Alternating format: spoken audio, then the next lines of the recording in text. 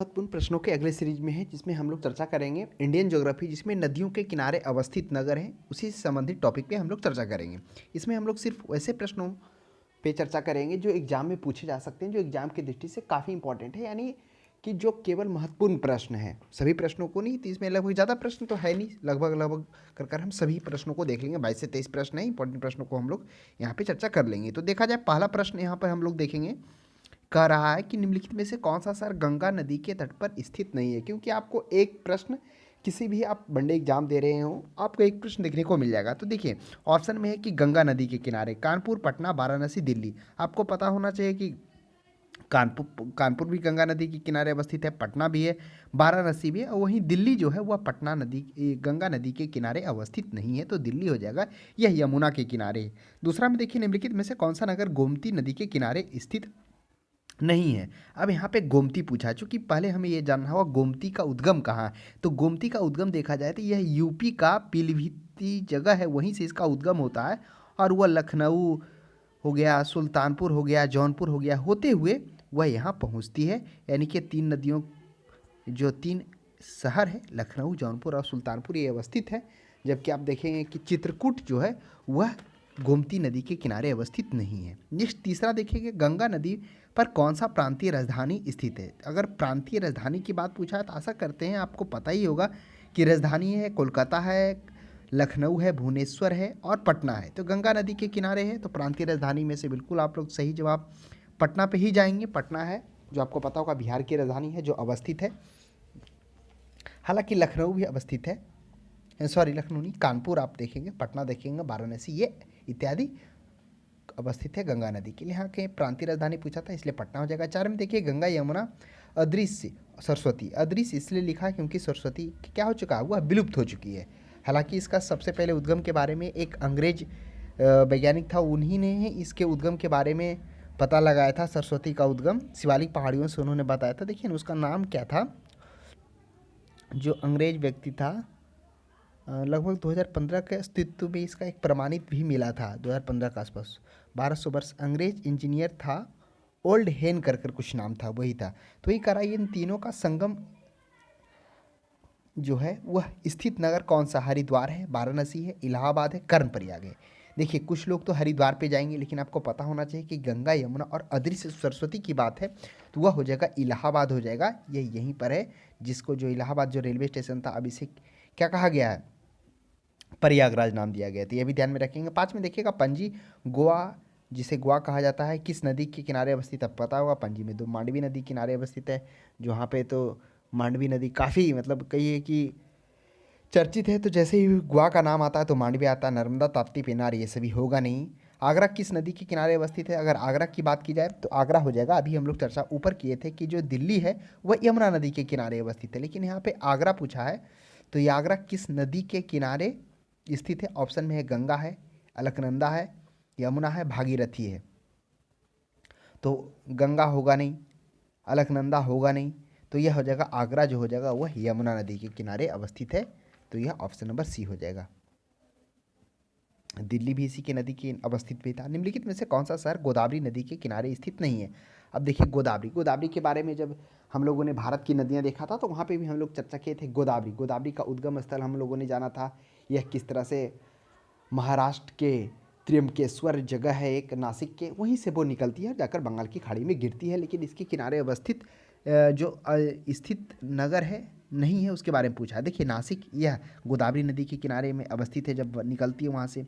नांदेड़ भी है, राजमुंद्री भी है। राजमुंद्री आपको आंध्र प्रदेश वाले जगह में मिल जाएगा। पहले नासिक आ जाएगा, नांदेड़ आ जाएगा, तीसरा राजमुंद्री। खम्माम है जो, यह गोदावरी नदी के किनारे अवस्थित नहीं है। चार्ट में देख लीजिए, जम्मू कश्मीर की राजधानी श्रीनगर किस नदी के तट पर है। काफ़ी अच्छा प्रश्न है। जम्मू कश्मीर की राजधानी श्रीनगर है, तो यह हो जाएगा झेलम हो जाएगा, आप ध्यान में रखेंगे।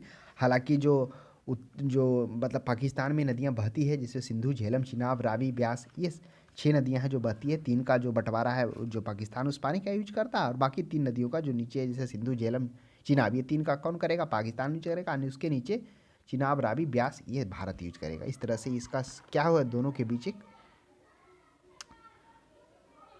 तो 8 में हो जाएगा कि इसका जम्मू कश्मीर की राजधानी क्या हो जाएगा, वह जो श्रीनगर बसा हुआ है वह झेलम नदी के किनारे। हालांकि झेलम जो है वह बुलर लेक को भी पार करके गुजरती है, तो ये भी ध्यान में रखेंगे। बुलर लेक और डल झील।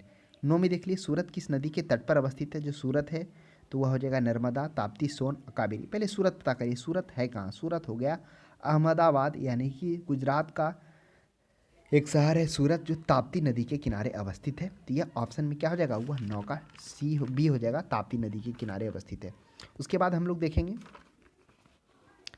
हालांकि नर्मदा के बाद है जो ताप्ती नदी बहती है, नर्मदा के ऊपर विंध्याचल पर्वत है। तो ये भी आप ध्यान में रखेंगे, यहाँ पर कन्फ्यूजन नहीं करना। कुछ लोग नर्मदा ताप्ती को लेकर भी कन्फ्यूजन कर जाते हैं कभी कभी, लेकिन आपको ध्यान में रखना है सूरत है जस्ट नर्मदा के नीचे। नर्मदा यहाँ से गुजरती है, सूरत यहाँ है, उसी के नीचे ताप्ती बगल से होकर सबसे नज़दीक से ताप्ती गुजर रही है, इसलिए यह प्रश्न का आंसर होगा ताप्ती होगा। 10 में देखिए उज्जैन किस नदी के किनारे अवस्थित है। अब उज्जैन है शहर है। अब देखिए पहले ये समझना होगा उज्जैन है कहाँ। तो उज्जैन एमपी, आप जैसे ही मध्य प्रदेश वाले क्षेत्र देखेंगे तो वहाँ पे आपको उज्जैन दिखाई देगा। तो वह क्षिप्रा नदी, जो क्षिप्रा है ऑप्शन नंबर डी है, वहीं से यह नदी गुजरती है। तो वही क्षिप्रा नदी की क्षिप्रा नदी है उसकी। और शायद ही आप देखेंगे क्षिप्रा नदी आप आगे जाकर वो यमुना में शायद मिल जाएगी। फिर 11 में देखिए जमशेदपुर किस नदी के तट पर अवस्थित है। तो जमशेदपुर की बात पूछा तो याद करिए जमशेदपुर है कहाँ। तो पहले आपको ये समझना होगा कि जो जमशेदपुर है वह रांची में है।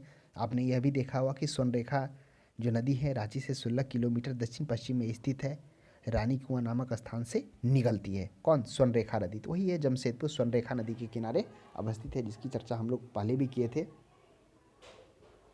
कि जहाँ पर जो स्टील प्लांट जमशेदपुर में दादा ये कौन था, जमशेद जी टाटा, यहाँ पर प्रथम जो स्टील लगा था, लौह एस कारखाना जो लगा था, यही स्वर्णरेखा नदी के किनारे अवस्थित था। कारण यही था कि स्वर्णरेखा नदी के किनारे स्थित होने के कारण ताकि आसानी से पानी से मिल सके। नेक्स्ट देखते हैं हम लोग 12 में आते हैं, नासिक किस नदी के तट पर अवस्थित है। तो नासिक काफ़ी चर्चित है, आशा करते हैं आप लोग इसे सही ही बनाएंगे। तो नासिक हो जाएगा हुआ गोदावरी नदी के किनारे। गोदावरी का उद्गम भी आप देखेंगे तो वही नासिक का एक जगह है महाबलेश्वर का, महाराष्ट्र का, जो त्रिमकेश्वर करके जाना जाता है, नासिक के आसपास में ही है। तो वह हो जाएगा गोदावरी नदी का। जौनपुर किस नदी के तट पर अवस्थित है। देखिए ये प्रश्न कुछ अच्छा है। जौनपुर, तो पहले हम ये समझेंगे कि जौनपुर है कहाँ।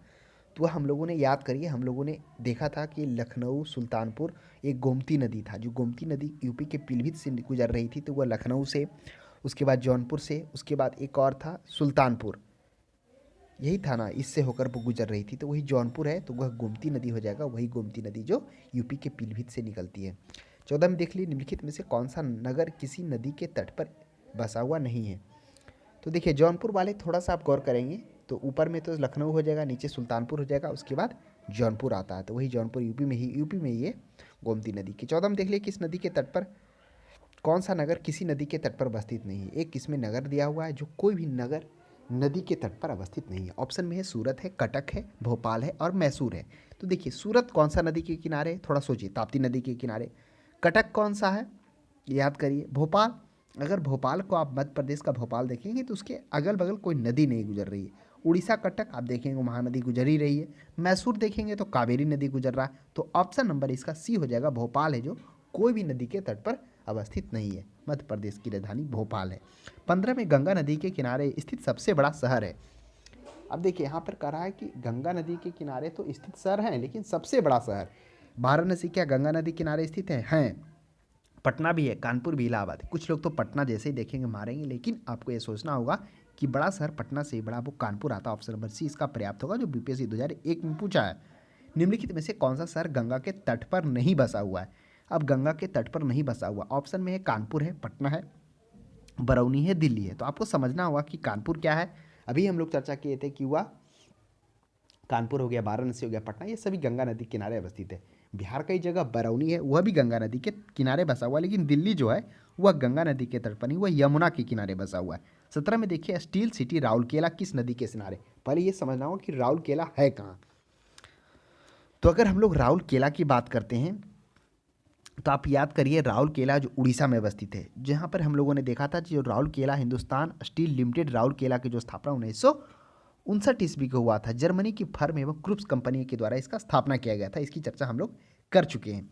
तो वही राउरकेला है, तो वह कहाँ, उड़ीसा में है। तो अब हमें समझना होगा कि उड़ीसा में कौन नदी बहती है, महानदी, ब्रह्मणी, बैतरणी। अब आपको तो महानदी जैसे ही देखे होंगे लगा हो वहाँ, कहाँ से होकर गुजरती है? बिल्कुल वहाँ से गुजरती है, लेकिन यहाँ पे राउरकेला के बारे में पूछा। तो ऑप्शन बी ब्राह्मणी है, उसके बाद बैतरनी भी है, स्वर्ण रेखा। स्वर्ण रेखा तो रिमूव हो जाएगा क्योंकि ये झारखंड से होकर गुजर रही है। यहाँ पे राउरकेला की। अब ऑप्शन बचा ब्राह्मणी और बैतरनी पे थोड़ा सा हम लोग समझना होगा। अगर बैतरनी की हम लोग बात करें तो बैतरनी देखिए, बैतरनी, हाँ राउरकेला तो बैतरनी के बारे में है, एक वहीं से उड़ीसा में ही नदी है जो गुजरती है। अगर ब्राह्मणी के बारे में थोड़ा सा हम लोग देखेंगे तो उड़ीसा में बहने वाली है, वर्ष के कुछ महीने ही बहती है, खासकर बरसात के दिनों में, हमेशा नहीं बहती है। यह शंख और कोयल नदी के संगम से शुरू होता है। तो यहाँ राउरकेला की स्थिति के बारे में हो तो वह ब्राह्मणी नदी ही हो जाएगा। बैतरनी का भी वहीं बहता है, लेकिन राउरकेला के बारे में पूछा तो ब्राह्मणी है। ध्यान में रखेंगे क्योंकि यह प्रश्न अगर ऑप्शन के साथ में दे दिया जाए तो अगर जिनको ब्राह्मणी और बैतरनी के बारे में ना पता हो तो ज़्यादातर गलत मार देंगे। चलिए, तो ब्राह्मणी बैतरनी के बारे में भी हम लोगों ने जाना, जहाँ से राउरकेला स्थित है ब्राह्मणी नदी के किनारे। आगे है 18वां अयोध्या। अयोध्या तो आपको पता ही होगा, सरयू नदी के किनारे अवस्थित है। इसका क्या है, धार्मिक स्थलों में भी इसका चर्चा है, धार्मिक अनुष्ठानों में भी इसकी चर्चा है अयोध्या की, तो वह सरयू नदी के किनारे अवस्थित होगा। चलिए आगे हम लोग 19 की ओर बढ़ते हैं।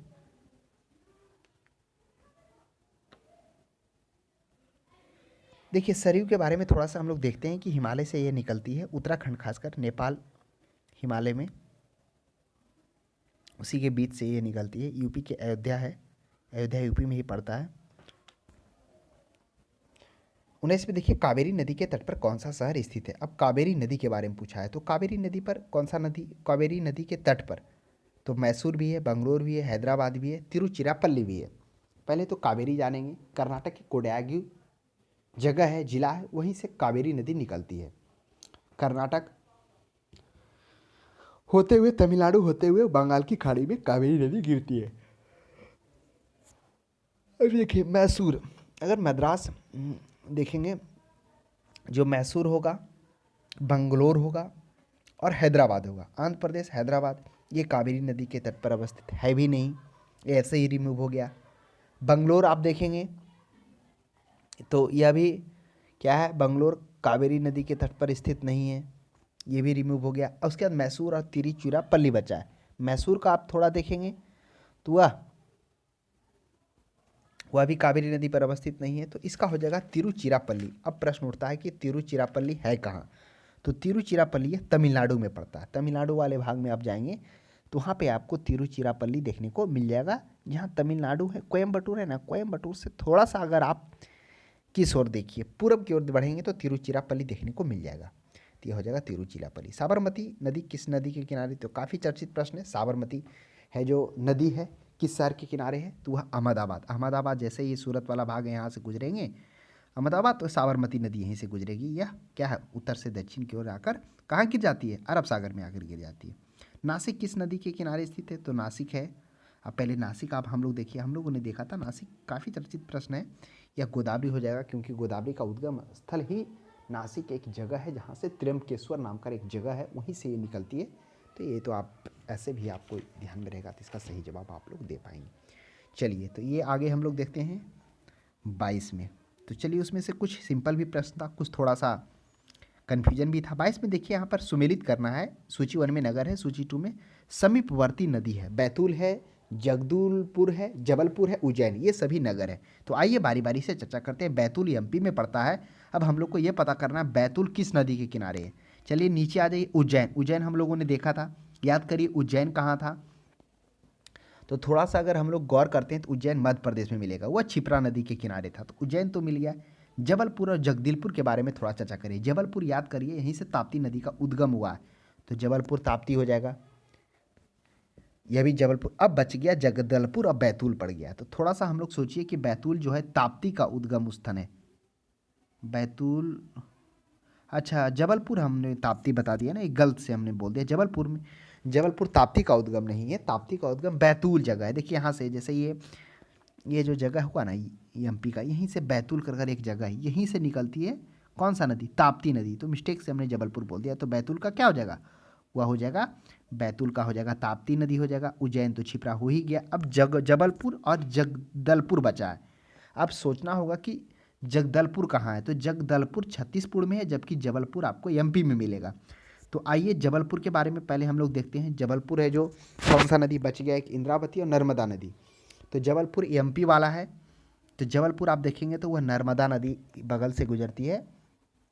किसके बगल से? जबलपुर। जबलपुर यहाँ मिलेगा, जैसे यहाँ बैतूल है ना, तो थोड़ा सा ऊपर आप बढ़ेंगे, उत्तर पूर्व वाले क्षेत्र में जाएंगे तो जबलपुर मिलेगा, जहाँ से नर्मदा नदी गुजरेगी। अब जगदलपुर जो छत्तीसगढ़ में, वहाँ से इंद्रावती नदी गुजरेगी। तो यही है, कुछ नगर है, उसकी समवर्ती नदी भी है।